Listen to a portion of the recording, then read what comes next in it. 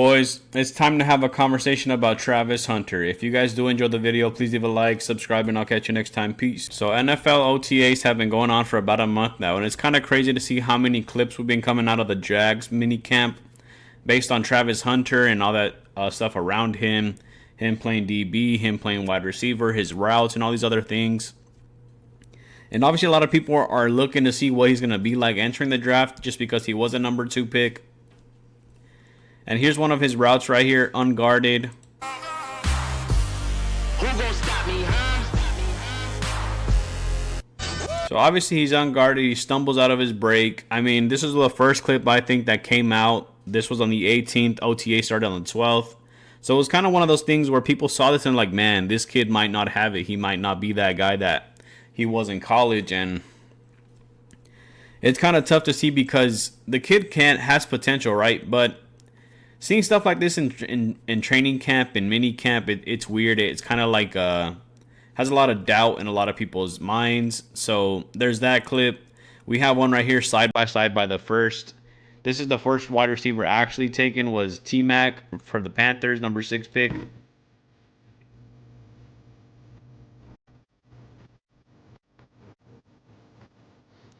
So you see T-Mac out of his break, strong hands, catches the ball. Travis Hunter kind of again stumbles on his break. He misses the ball, probably a bad thrown ball, but you know, kind of goes to show what a real wide receiver, out and out wide receiver looks like versus Travis Hunter, and he wants to play both sides of the ball. And obviously Travis Hunter being traded from the Browns for the second pick, the Jags traded away their second pick, or traded away their 5th pick for the second. They gave a early second round pick as well. Obviously, the Browns went on and went on to draft Shadur Saunders, Travis's longtime partner. Then we have Tyreek Hill kind of talking about Travis Hunter, which is kind of funny because Tyreek Hill's kind of here with Aiden Ross and Neon, which is interesting. Yo, Tyreek, what do you think about Travis Hunter? He gonna be ass. So yeah, Tyreek Hill, they ask him like, hey Tyreek, what do you think about Travis Hunter? How's he going to do? And he's like, he's going to be ass.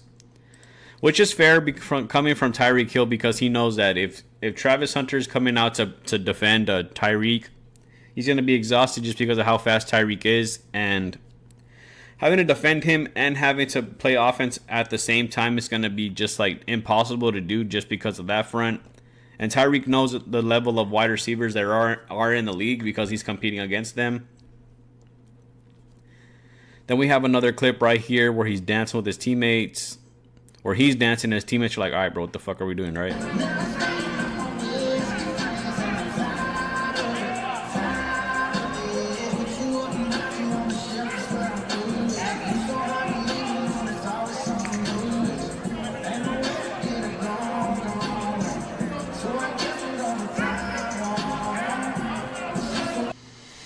So he's dancing, and his teammates are like, all right, bro, what the fuck are we doing? Like, we're here to work. We're here to do all these things. It's not time to be dancing. Like, that's for, like, in the game or, like, pre-game stuff, not during practice where everything's really serious and we're all out of shape or not in our top conditioning yet. So, like, it's weird. It's immature.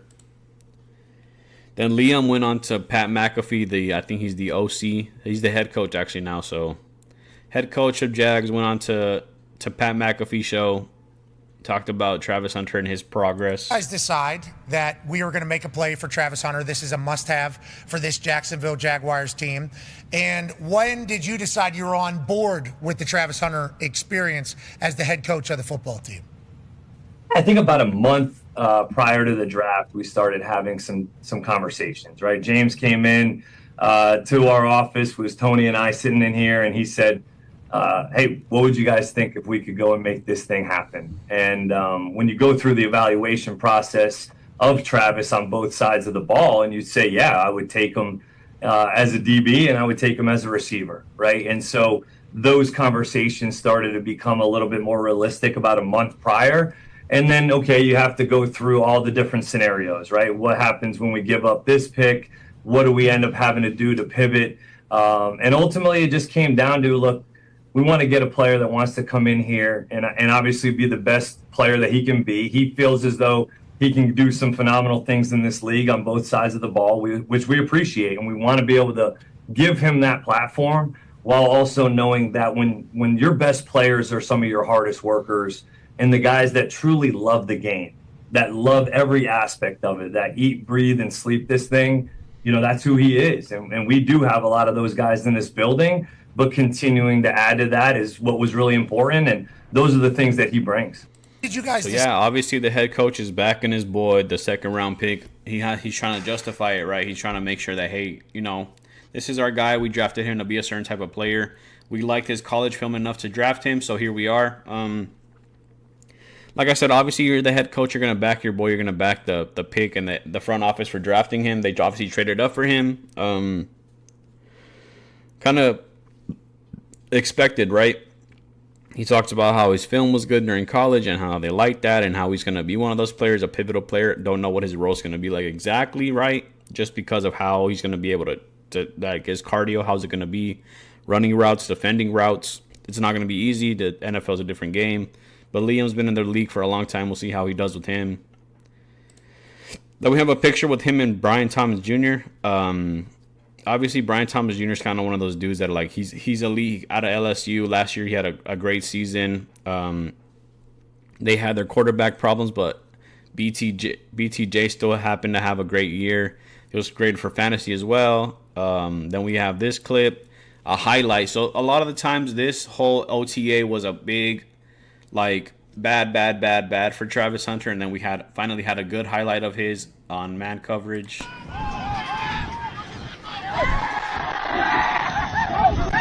Yeah, good play on the ball, good tracking, diving catch, an interception.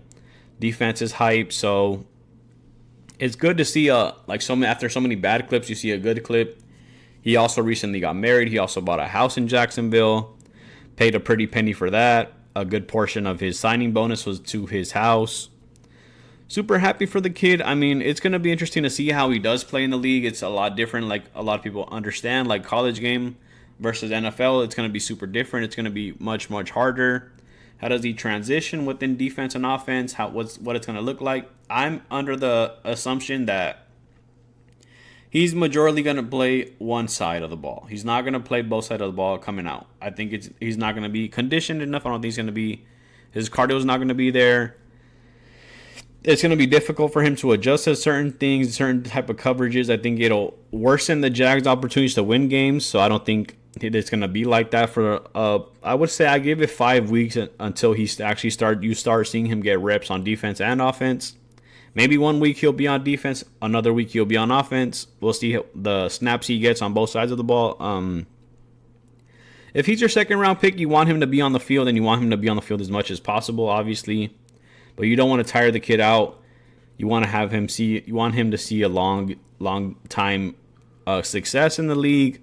You don't want to burn him out and then him get injured and him seriously hurting himself and then stunting his career, stunting his growth. So I don't think it's a wise move to play him both sides of the ball off the jump. I think that he will. Maybe the first game he'll probably get a couple reps, but after that they'll dwindle off and then he'll have like a rise in both sides. But ultimately, he's a switch player. He's going to be, he's going to be a dude that we're going to have to wait and see and how well he can be. Because a lot of corners can play wide receiver. They just choose not to because it's not as easy, right? It's not as, it's not recommended for somebody in the league. You'd rather hone your skills on one side of the ball and rather than reciprocate them on both sides and kind of cut off what you're working on. Other than that, though, that's it for today's video. If you guys did enjoy, please leave a like, subscribe, and I'll catch you next time. Peace.